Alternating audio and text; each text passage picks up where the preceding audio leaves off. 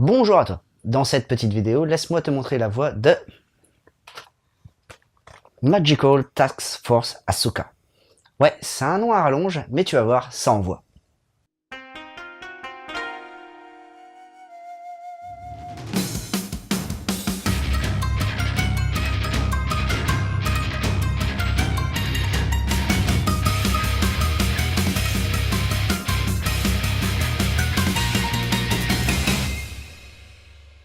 Au premier abord, Asuka semble être une lycéenne tout à fait normale. Mais il n'en est point, car elle cache un énorme secret que quasiment personne ne connaît. C'est l'une des 5 dernières Magical Girls ayant survécu au combat contre une créature nommée Disas. Bon, au passage, l'humanité a quand même failli y passer. Heureusement que Asuka et ses copines étaient là. Depuis ce combat d'ailleurs, elle n'a qu'une seule envie, c'est d'avoir une vie normale loin de tous ces combats. Mais bon, ça c'est dans un monde idyllique, car la réalité va vite la rattraper, et en effet, une attaque terroriste survient, laissant supposer que l'ennemi passé n'est finalement pas si mort que ça. Asuka replongera-t-elle dans l'univers du combat? Ça, je vais pas te le dire, faudra que tu ailles lire le manga pour le savoir.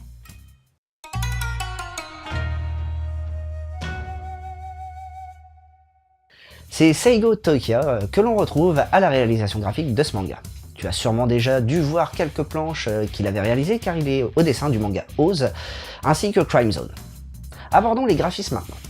On retrouve un dessin assez détaillé avec une belle qualité sur les ombrages qui apporte un peu plus de noirceur à ce manga.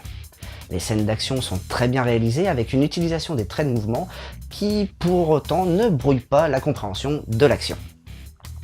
Un seul petit regret à mon goût, c'est le fait d'avoir stéréotypé les personnages avec de grosses poitrines et une taille fine. Le fond du manga étant un peu dur, le fait d'y intégrer des personnages plantureux n'est peut-être pas le mieux. J'aurais bien aimé voir des personnages hors normes fanservice, c'est-à-dire des grands, des petits, des gros, des moins gros, pour apporter un peu plus de diversité. Après, pour ce qui est du Nemu, on a là quelque chose de très varié avec des superpositions, des pleines pages, des plans verticaux, et toute cette variété permet d'avoir au final quelque chose de très dynamique. Vu que le scénario est plus porté sur l'action, c'est plutôt bien trouvé. Les premières pages de ce manga sont au passage colorisées avec des couleurs bien flashy, ce qui nous fait bien entrer dans le monde des Magical Girls.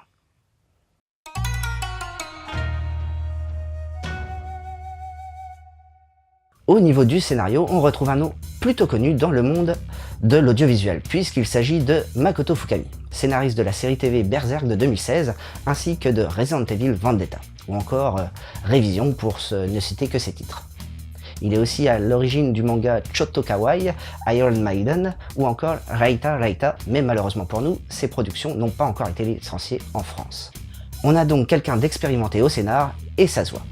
Plutôt que de prendre le schéma type de la collégienne qui va découvrir ses pouvoirs de Magical Girl, ici on retrouve une fille qui veut fuir les pouvoirs qu'elle a, ainsi que les responsabilités que ceux-ci incombent.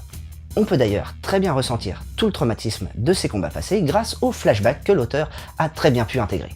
D'ailleurs, pour une meilleure appréhension de l'univers militaire, Makoto Fukami s'est fait épauler de Naoya Tamura, un consultant en termes et stratégie militaire.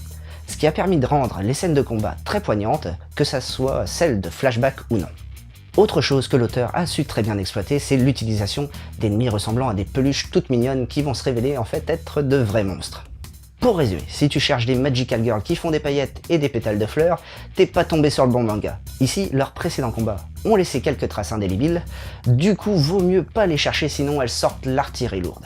Pour aller avec ce manga, je te conseillerais bien Magical Girl Boy, de Ichioku-sen Mukon. Ça va te permettre d'approcher les Magical Girls autrement. C'est-à-dire, plutôt que de te retrouver avec une écolière sexy au super pouvoir, là tu vas avoir un bodybuilder en tenue de Magical Girl. Après, si tu veux du plus classique, tu as les cartes Captor Sakura de Clamp, où tu découvriras la jeune Sakura qui par inadvertance va relâcher des cartes qu'elle devra réunir au plus vite.